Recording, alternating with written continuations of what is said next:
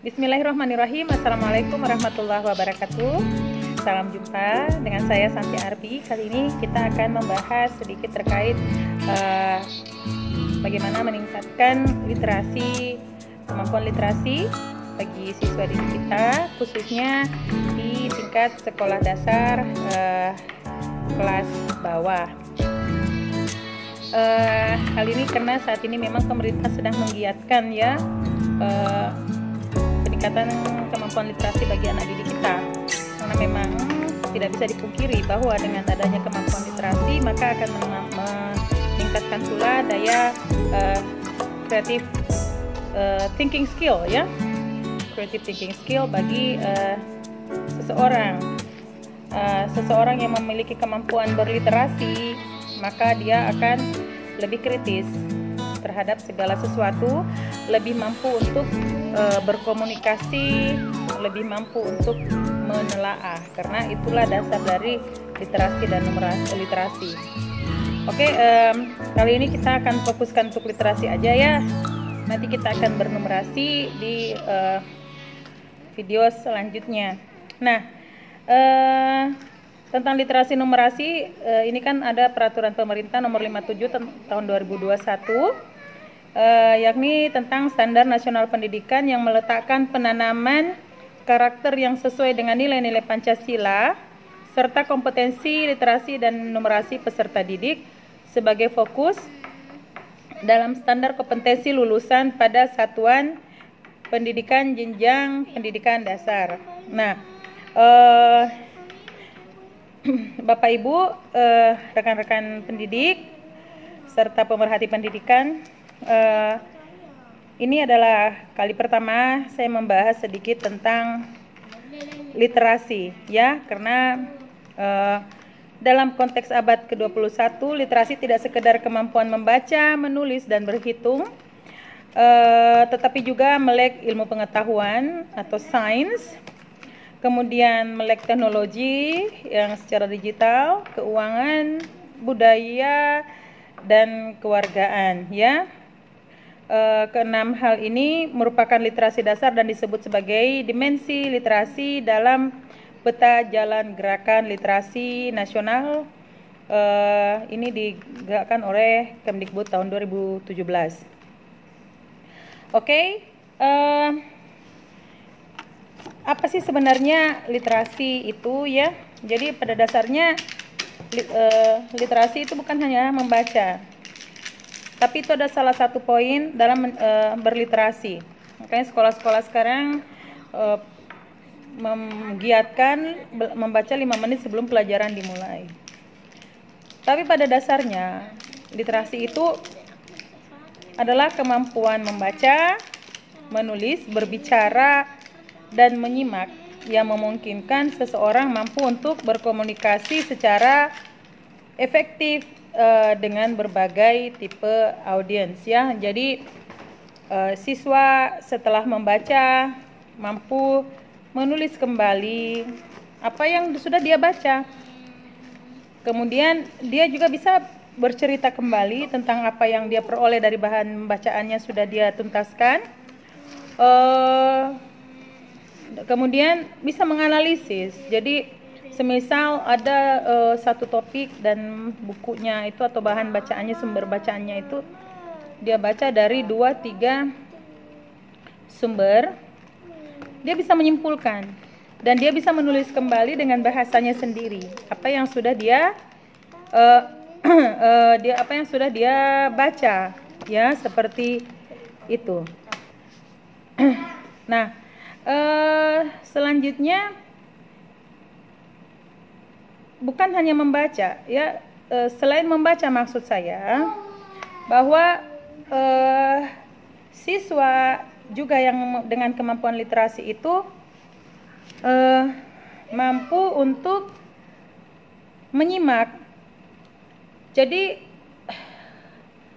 selain memberi bahan bacaan atau mempersilakan anak membaca 5 menit sebelum pelajaran dimulai, siswa juga bisa dikumpulkan ya di dalam kelas. Kemudian seorang guru memberikan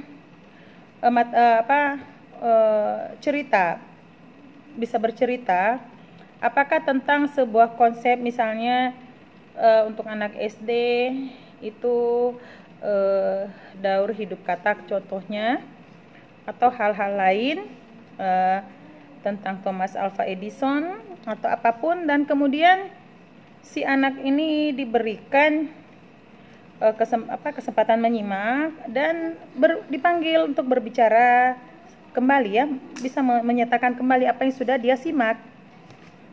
Nah, kemampuan berliterasi seperti ini diyakinkan bahwa anak-anak akan mampu menganalisis apapun yang sudah dia baca atau dia simak, sehingga potensi untuk meningkatkan daya pikirnya dan creative thinking skill-nya itu semakin meningkat, ya, semakin meningkat. Seseorang dengan kemampuan creative thinking skills yang bagus, maka diyakini bahwa mereka itu mampu juga untuk berkomunikasi dengan segala jenis tipe orang atau tipe audiens. Dan anak-anak atau seseorang yang senang membaca atau pandai menyimak, umumnya mereka itu baik dalam interpersonalnya dengan orang lain, ya. Ini akan menumbuhkan karakter yang baik dan hubungan sosial yang baik bagi seorang anak di kedepannya, kemudian hari. Nah, kali ini saya ingin berbagi sedikit tentang strategi atau beberapa pondasi dasar berliterasi, ya, di mana di awalnya itu di sini ada istilahnya prinsip alfabet. Kemudian yang kedua, kesempatan belajar dalam setiap kegiatan. Nah, ini ya kegiatan. Jadi itu prinsip alfabet itu ini kan ada 26 alfabet dalam huruf, ya, yang merupakan kunci membaca dan menulis. Kemudian anak-anak itu dibiasakan, ini kan anak kelas bawah, dibiasakan untuk mengucapkan dan secara bagus, secara fasih setiap huruf. PT itu kan kurang lebih sama, PT. Kemudian mempertegas bunyi,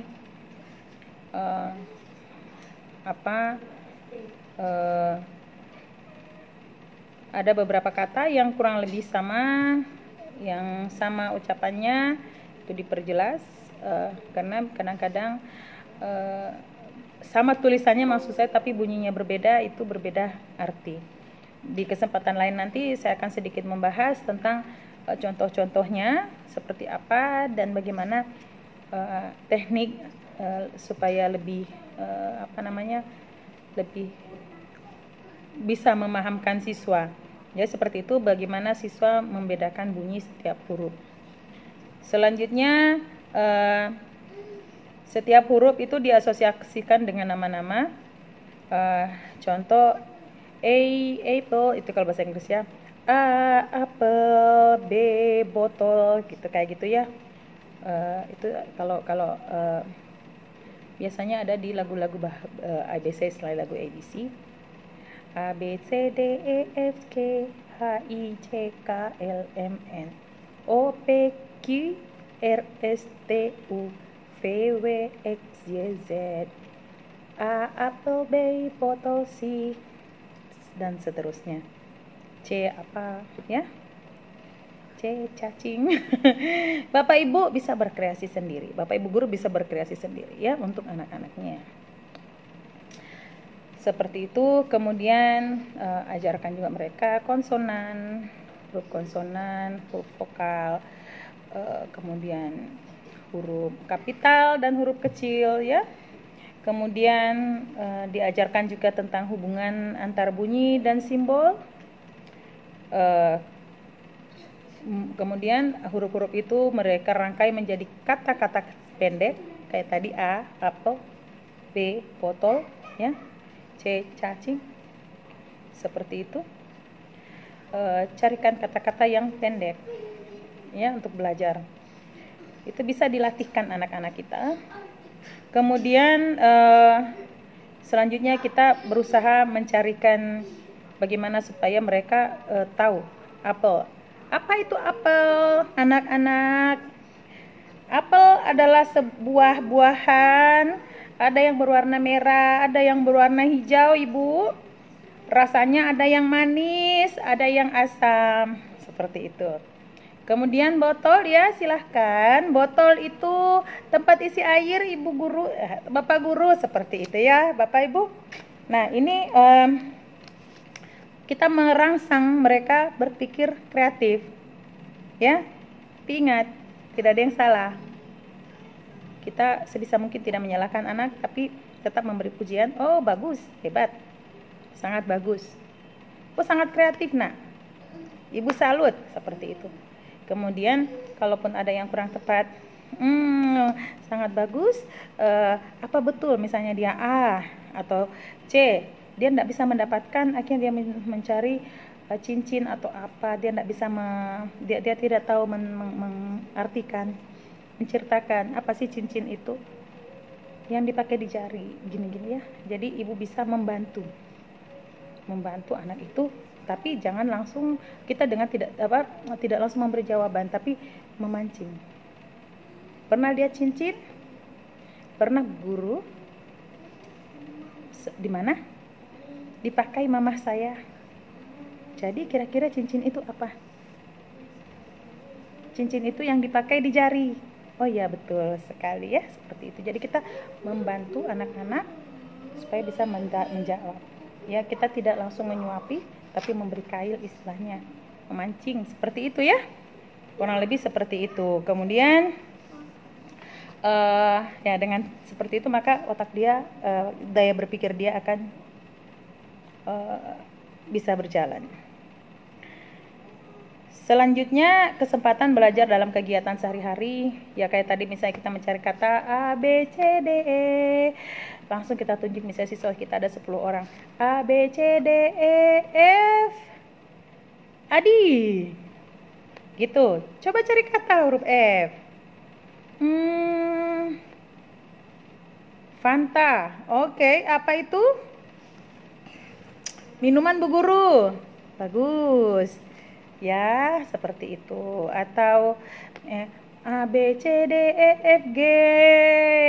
Ani, G. Gajah, Bu Guru. Apa itu gajah? Gajah itu binatang yang besar dengan belalai. Oke, bagus. Sangat bagus seperti itu ya. Jadi ini adalah salah satu tips dan trik mendidik anak untuk berkreatif thinking skill dalam berliterasi ya. Berliterasi meningkatkan daya berpikir kreatif bagi siswa kita. Kemudian mencocokkan kata juga. Gajah, titik-titik, belalai, panjang. Apa anak-anak? Mempunyai, betul sekali ya. Jadi diajarkan untuk membuat cocok kata yang cocok. Kemudian juga mengurutkan, misalnya kita membuat kalimat acak, air botol penuh diisi. Silakan, siapa yang bisa untuk menyusun kata ini? Bisa ditunjuk ya. Karena kadang-kadang ada anak yang aktif dan tidak aktif. Jadi bagaimana untuk merangsang keaktifan? Ibu menunjuk, Bapak Ibu menunjuk. Oke, Laras misalnya. Bagaimana? Oke, kalau misalnya mereka tidak bisa menangkap, Bapak Ibu menuliskan di papan tulis ya. Botol air penuh diisi. Seperti itu. Kemudian ajarkan mereka menulis. Misalnya suatu hari ibu bercerita, tadi saya ibu ke sekolah ini menggunakan angkot. Jadi ibu berjalan dulu beberapa meter ke depan menunggu angkot. Ibu merasa sangat panas, tapi tidak lama kemudian angkotnya datang. Ibu pun naik Tapi karena banyak penumpang yang naik bersama ibu kemudian akhirnya ibu juga cukup lama di perjalanan. Seperti itu. Kemudian tunjuk lagi anak. Di situ ibu bisa mengakses mereka, melakukan asesmen secara tidak langsung. Ya, kepada mereka. Ibu lihat.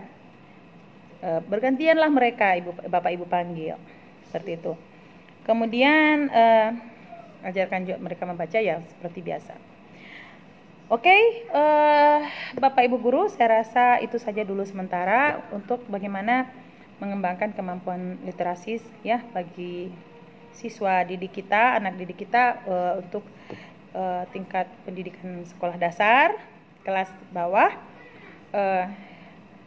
Jangan lupa Bapak Ibu like, comment, and subscribe di channel saya dan klik tanda lonceng untuk mendapatkan materi-materi saya selanjutnya.